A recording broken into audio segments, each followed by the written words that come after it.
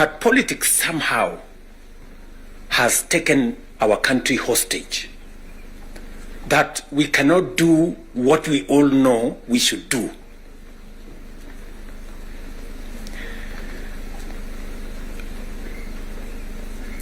I have said that the difficulties that I face today as a president in Kenya are self-imposed.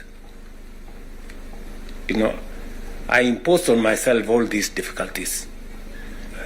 Implementing the new funding model, implementing SHA, implementing housing, doing all those things.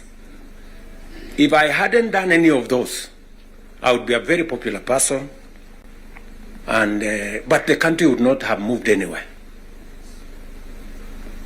I am confident that if Raila had become president, he would be doing what I'm doing. Yes. He would be implementing SHA. He would be implementing housing. He would be doing reform in the education. He would be doing reform in agriculture. I know that for a fact, because I have been in his school of leadership. That's the correct position. And he would be as unpopular or as he'd be having the same difficulties that I have today. But these are necessary for Kenya to change. Friends, we cannot change the country otherwise. And that is why he has the courage to stand here and tell you, let us stop the extortion. Yes. Very few leaders can stand here and tell you to stop the extortion that's going on in Parliament. I'm telling you the truth. Very few leaders.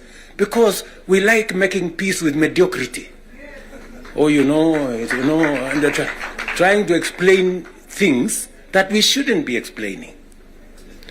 Now let me ask you, friends, we are all friends here. Yeah, we are one team, or so I guess. This fellow who is called chairman of welfare in committees, what is their job?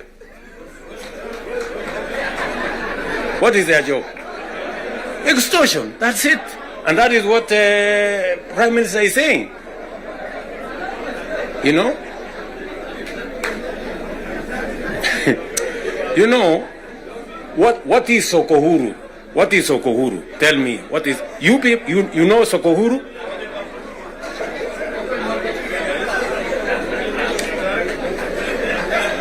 So, let me tell you. No, you see, and this is the same problem that we face. This is the same problem that we face. Because, look, for example,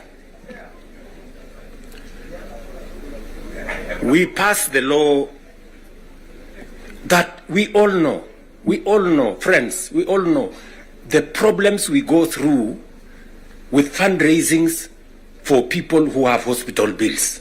All of us. In your phones, you have WhatsApp groups. So-and-so has this, condition, so-and-so has this condition, to contribute here. True or not true? Yes. But we don't want to fix it because it's difficult. But I must commend you. I must commend the members of National Assembly and Senate, because you took the courage and passed the bills that today is beginning to solve the problem of health in Kenya. It may not happen instantly, but all of you can now see that there is a possibility that we can sort out the challenge of health and health delivery in Kenya. But because we had to be bold, we had to be bold and make the necessary decisions. Today, we are dealing with the crooked hospitals and health professionals who still want to steal from SHA and to steal from our health provision. And we will go after them and we will deal with them. So, what am I saying? I am saying the following. The latest Soko huru in the Senate.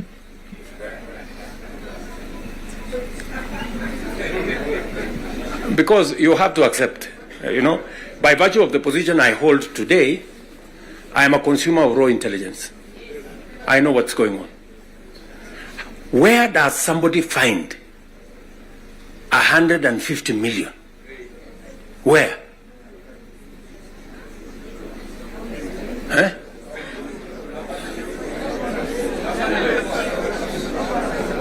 Is that his money? That is money that belongs to the county. Is that correct or not correct? Yes. Let me ask you, members of parliament who are seated here. Do you, for example, know,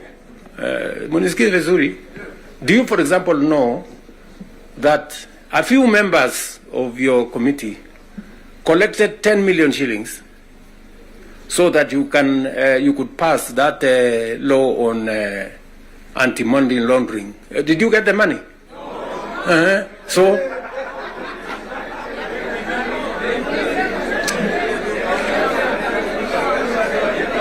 So, going forward, si tunataka tukubaliane, si we are one team. Yes, there are people who are destroying the credibility of parliament. And they are collecting money in the name of parliament. And some of the time, or most of the time, that money never gets to parliament, it gets to a few people. We are not going to shame them. We are going to arrest them. Yes.